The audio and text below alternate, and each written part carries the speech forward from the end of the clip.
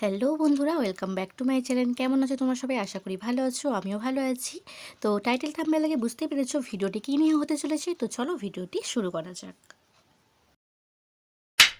6 ফেব্রুয়ারি আমার বার্থডে ছিল অ্যান্ড 12 ফেব্রুয়ারি থেকে আমাদের এইচএস পরীক্ষা। তাই এই জন্য বার্থডের কোনো সেলিব্রেশন করাই হবে না বলেছিল, কিন্তু মা বলল একটু মাংস ভাত অ্যান্ড পায়েসটা করে খাইয়ে দেবো। তখন ভাবলাম যে দিদিভাইদের তাহলে একটু নিমন্ত্রণ করা যাক। তো দিদিভাইদের নিমন্ত্রণ করেছিলাম, তাই জন্য ভাবলাম যে তাহলে পাড়ার কয়েকটা বাচ্চাদের ইনভাইট করে আমার জন্মদিনের সেলিব্রেশনটা একটু ছোট করে করি। তাই জন্য পাড়ার কয়েকটা বাচ্চাদেরকে নিমন্ত্রণ করেছিলাম, আর দিদিভাইরা এসেছিলো। ওই ছোট করে একটু সেলিব্রেশন করেছিলাম। কেকটাই শুধু আনা হয়নি, তারপরে সব কিছুই করা হয়েছিল।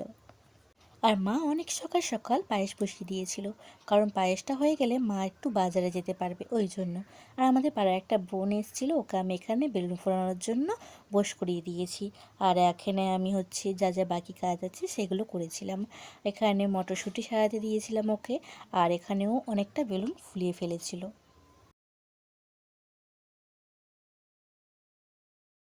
আর এখানে সকালের টিফিনের জন্য আমি বসিয়ে দিয়েছিলাম ঘুগনি, মুড়ি, আর সবাইকার জন্য একটা করে চপ। আর দুপুরে কী কী মেনু হচ্ছে চলো তোমাদেরকে আমি একটু পরে দেখাচ্ছি।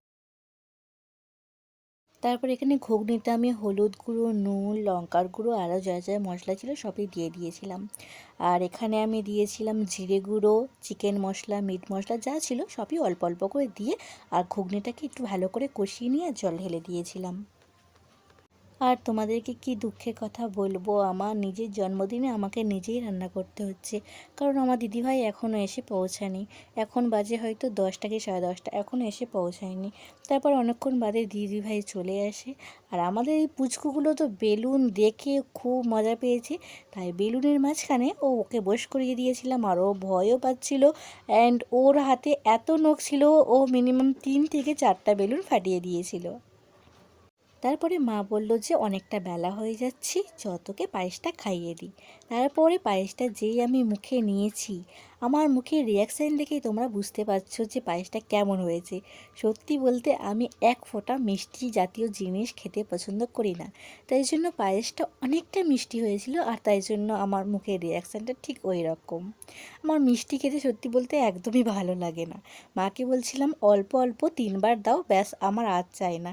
তারপর আমার বোনঝি বলছে যে আমিও খাওয়াবো, তাহলে আমাকে ঠিক কতটা মিষ্টি খেতে হয়েছে তোমরা একবার শুধু ভেবে দেখো।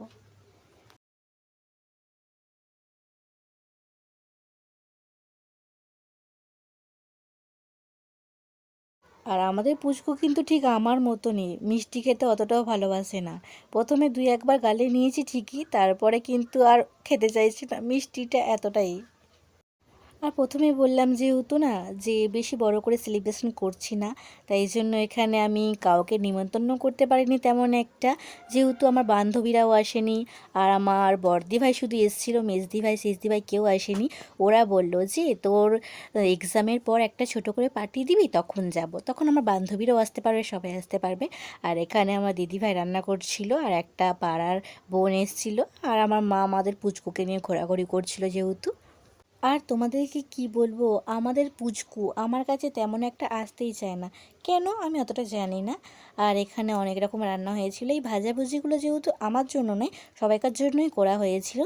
আর এখানে কয়েকটা বোনও চলে এসেছিলো, কারণ অনেকেই বেজে গেছে, প্রায় 1টা বাজে, তাই জন্য ওদেরকে খেতে বসিয়ে দেওয়া হয়েছিল।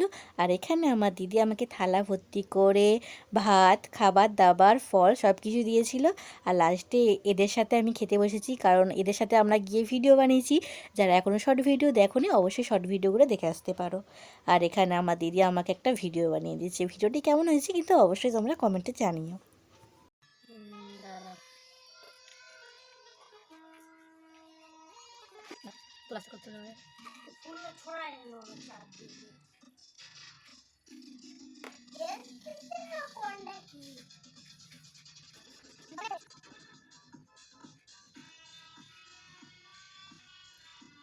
এর আগের বারে যখন দিদিভাই এসেছিল তখন আমি রায়চকে যাওয়ার জন্য অনেকবার বলেছিলাম, অনেক কান্নাকাটি করেছিলাম, কিন্তু দিদিভাই যায়নি। তাই জন্য দিদিভাই এবারে নিজে থেকেই বললো যে চ তোকে রায়চকে ঘুরিয়ে আনি।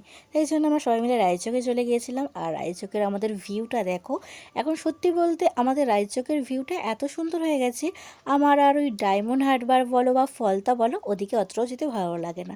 কারণ ওদিকে জায়গাগুলো খারাপ নয় এটা বলছি না, ওদিকে জায়গাগুলোও ভালো, কিন্তু আমাদের রায়চকের ভিউটা তোমরা শুধু একবার দেখো কতটা সুন্দর।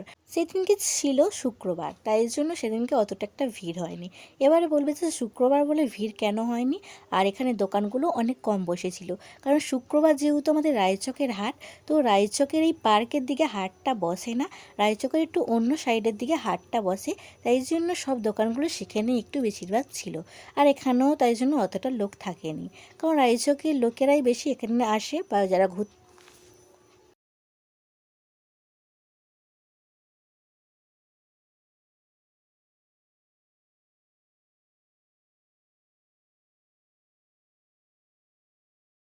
তারপরে আমরা এই দাদুটার দোকান থেকে চানামুড়ি নিয়েছিলাম। সত্যি বলতে রায়চকে আমি দুটো দোকানে চানামুড়ি খাই। এই একটা দাদু আছে আর একটা দাদু আছে, এই দুটো দাদু এত সুন্দর চানামুড়ি বানায়, মানে আমরা যখনই রায়চকে আসি এনাদের কাছে ছাড়া আর কারোর কাছে চানামুড়ি আমরা নিই না। তারপরে অনেকটা সন্ধ্যা হয়ে গেছিলো, তাই জন্য আমরা বাড়ির দিকে রওনা দিয়েছিলাম। এইটা হচ্ছে রায়চকের হাটের দিকে। তো আরেকটু গেলে রায়চকের হাট বসে, আর এখানে অনেক মাছ বসেছিল। তারপরে তোমরা এখানে শুধু আমার বোনপুর কাণ্ডটা দেখো, ও রাত্রেবেলায় এতটা মজা করছে, মানে কি বলবো, ওর ঘুম নেই কিচ্ছু নেই, শুধু দেখো কি করছে, এত চেঁচামেচি করছে।